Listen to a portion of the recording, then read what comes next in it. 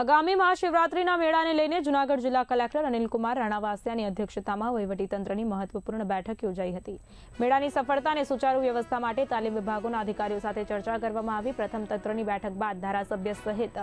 ભાજપના પદાધિકારીઓ, ઉતારા મંડળ તથા અન્ય ક્ષેત્રના સંચાલકો સાથે પણ બેઠક યોજાઈ હતી।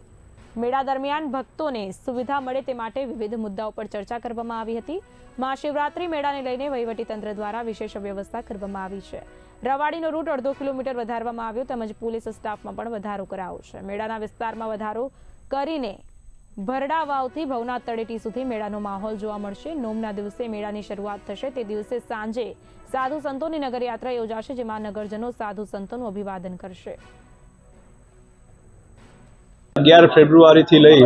અને 15 ફેબ્રુઆરી સુધી જૂનાગઢ ખાતે ભવનાથ વિસ્તારમાં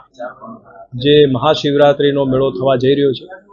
એના અનુસંધાને માનનીય મુખ્યમંત્રી શ્રી ભૂપેન્દ્રભાઈ પટેલ અને માનનીય નાયબ મુખ્યમંત્રી શ્રી હર્ષભાઈ સંઘવી સાહેબના માર્ગદર્શનમાં અને સાધુ સંતોના આશીર્વાદથી અને એમના પરામર્શમાં રહી જિલ્લા વહીવટી તંત્ર અને રાજ્ય સરકાર મેળાનું આયોજન કરી રહી છે। દર વર્ષ કરતાં આ મેળો વધુ ભવ્ય બને, આ મેળો રાષ્ટ્રીય સ્તરે અને આંતરરાષ્ટ્રીય સ્તરે ખ્યાતિ પામે અને વધુમાં વધુ લોકો આ મેળાને માણે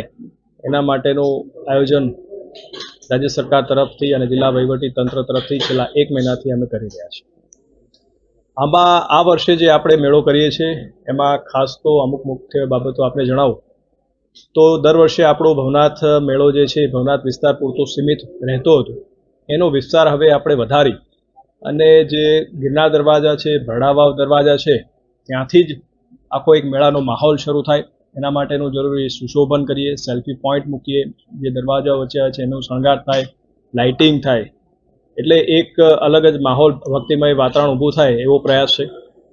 બીજી વસ્તુ કે જે રવેડી છે એ રવેડીનો રૂટ દર વર્ષે લગભગ આપણે 1.5 કિલોમીટર જેટલો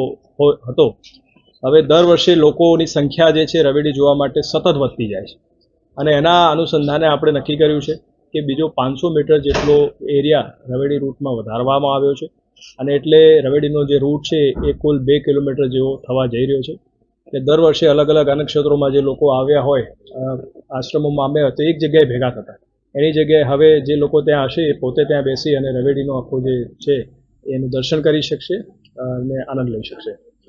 બીજો મુદ્દો અમે એક વિચાર્યો છે કે આ વખતે 25 જેટલા અલગ અલગ પાર્કિંગ આપણે નક્કી કર્યા છે અને એમાં અમે એ પણ નક્કી કર્યું છે કે જો આપણે ગિરનાર દરવાજા, ભરડા વાવ દરવાજાથી લોકો ત્યાંથી ચાલીને જાય તો એક આખું આ સુશોભન છે, લાઇટિંગ છે, ભક્તિમય વાતાવરણ છે એનો આનંદ લઈ શકે, એના માટેનું પણ અમે આયોજન કર્યું છે। અલગ અલગ પાર્કિંગની જગ્યાઓ કરી છે અને ત્યાં લગભગ 18,000 જેટલા વ્હીકલ આપણે પાર્કિંગ કરાવી શકીશું એ પ્રકારની વ્યવસ્થા કરી છે। પોલીસનો બંદોબસ્ત પણ વધાર્યો છે, જે દર વખતે 1500 આસપાસ રહેતા એ આ વખતે 2900થી લઈને 3000 જેટલો પોલીસ સ્ટાફ પણ રહેવા જઈ રહ્યો છે। સમગ્ર મેળો જે છે એમાં ઉતારા મંડળ છે એની સાથે સંકલન કર્યું છે, એમને જરૂરી સાજો સામાન છે એ સમયસર મળી રહે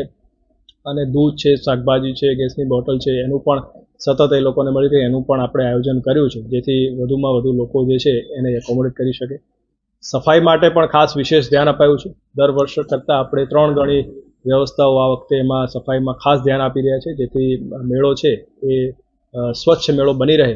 અને લોકોને પણ એક સ્વચ્છતાનું વાતાવરણ મળી રહે એવું આપણે એમાં આયોજન કર્યું છે।